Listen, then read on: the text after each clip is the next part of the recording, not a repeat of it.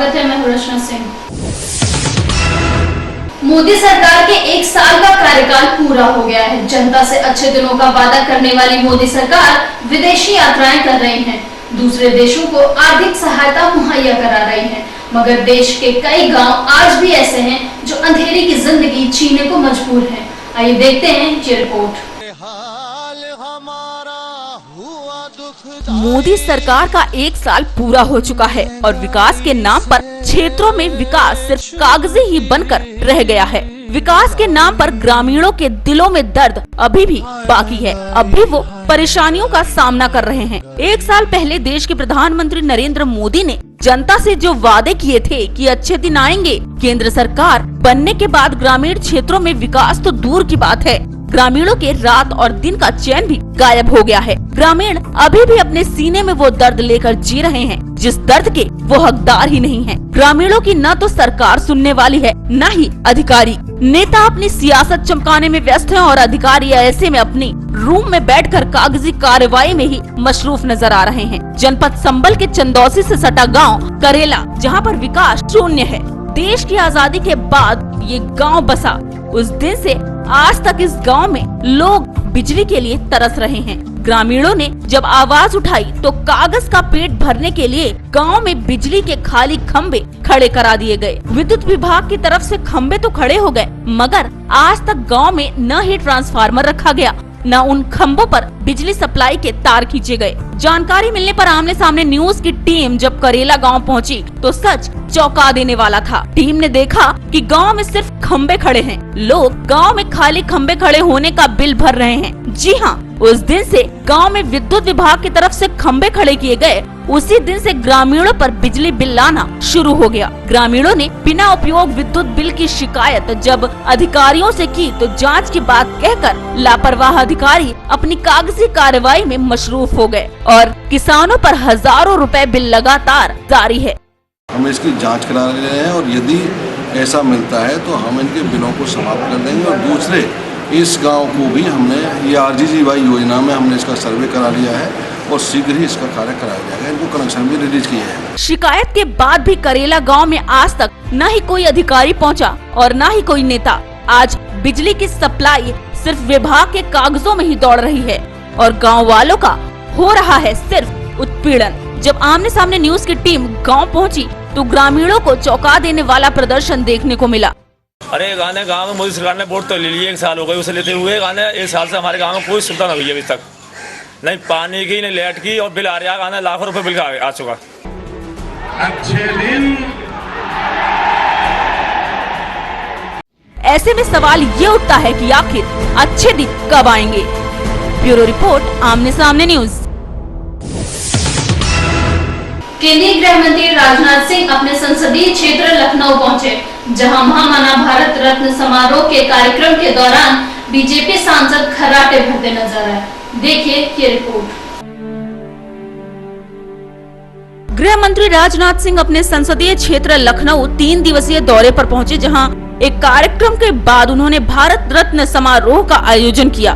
कार्यक्रम में राज्यपाल राम नाईक, बीजेपी के वरिष्ठ नेता लालजी टंडन, मेयर दिनेश शर्मा सहित पार्टी के कई वरिष्ठ नेता मौजूद रहे, जहां उन्होंने काशी हिंदू विश्वविद्यालय की ओर से आयोजित किए गए भारत रत्न समारोह में शिरकत की।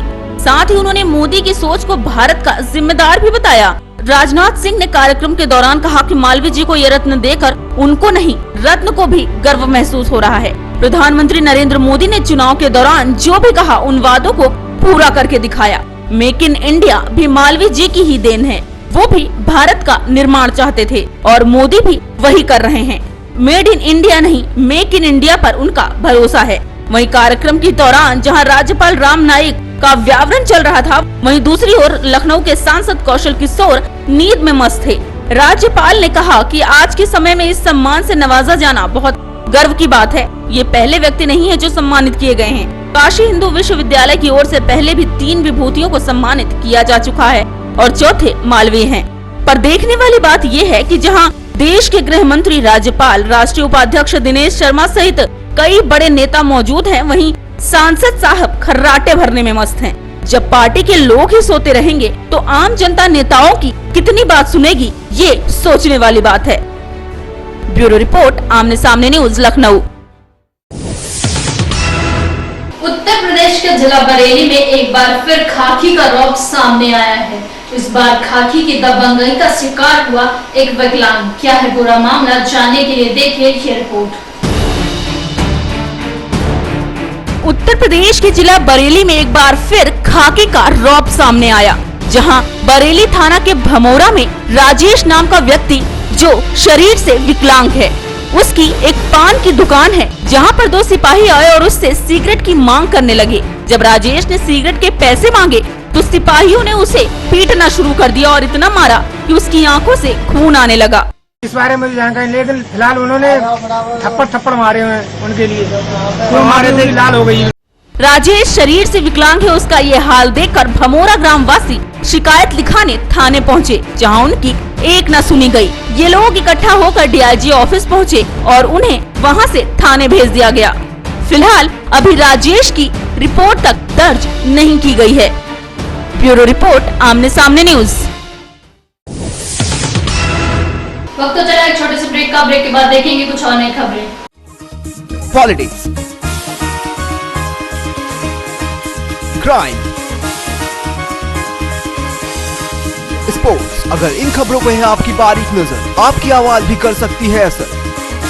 बढ़ाएं अपनी आवाज का दायरा, बने आमने सामने न्यूज का हिस्सा। मेरा नाम डॉक्टर सुधा सिंह है। मैंने MBBS और post graduation Jhansi medical college से किया हुआ है। पौरुष हॉस्पिटल एवं डायग्नोस्टिक सेंटर, यहाँ हर तरह के मरीजों का रखा जाता है पूरा ध्यान और विशेषज्ञ चिकित्सक भी मरीजों का रखते हैं पूरा ध्यान और आपको मिलता है रोगों से निदान। इतना ही नहीं, गर्भवती महिलाओं के लिए विशेष सुविधाएं भी उपलब्ध हैं। डॉक्टर सुधा सिंह स्त्री रोग के विशेषज्ञ, जहां रखेंगे आपके नाजुक पलों में खास ध्यान।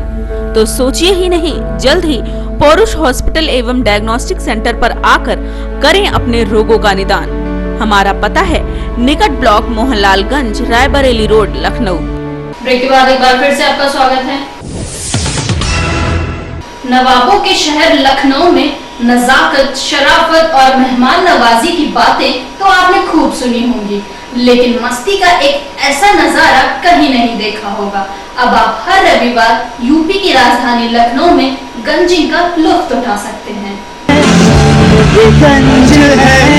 लखनऊ की शान में नजाकत, शराफत और मेहमान नवाजी की बातें तो खूब सुनी होंगी, लेकिन मस्ती के इस दौर में लखनऊ वासी मस्ती कैसे करेंगे, आज हम आपको दिखाएंगे। अपनी पुरानी पहचान को पाने के लिए लखनऊ की पौष इलाके गंज को गंजिंग कार्निवाल में बदल दिया गया है, जिसका आगाज मुख्य सचिव आलोक रंजन द्वारा किया गया, जिसमें लखनऊ के हजारों लोग शामिल हुए। खूब मस्ती की, साथ फिर आने की बात भी कही। गंजिंग की टाइमिंग 5 से 10 रखी गई है। इस दौरान हजरतगंज इलाके में नो व्हीकल जोन होगा। ब्यूरो रिपोर्ट, आमने सामने न्यूज। उधर खबर है कि अभिनेत्री अनुष्का शर्मा अपनी आने वाली फिल्म दिल धड़कने दो के प्रमोशन में हिस्सा नहीं लेंगी। बताया जा रहा है कि लू लगने के कारण अनुष्का बीमार हो गई हैं, इसलिए डॉक्टर्स ने उन्हें कंप्लीट बेड रेस्ट की सलाह दी है।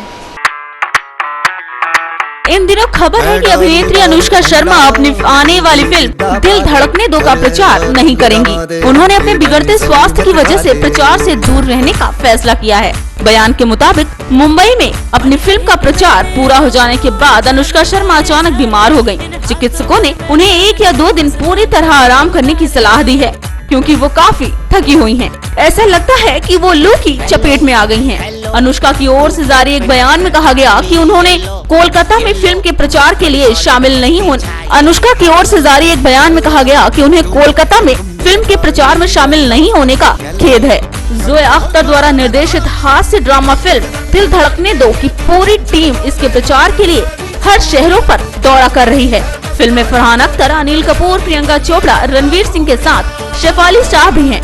ये फिल्म 5 जून को सिनेमा घरों में रिलीज होने वाली है। ब्यूरो रिपोर्ट, आमने सामने न्यूज। इस बुलेटिन में फिलहाल सिर्फ इतना ही। कल फिर मिलेंगे कुछ और नई खबरों के साथ। तब तक के लिए मुझे यानी रचना सिंह को दीजिए इजाजत। नमस्कार।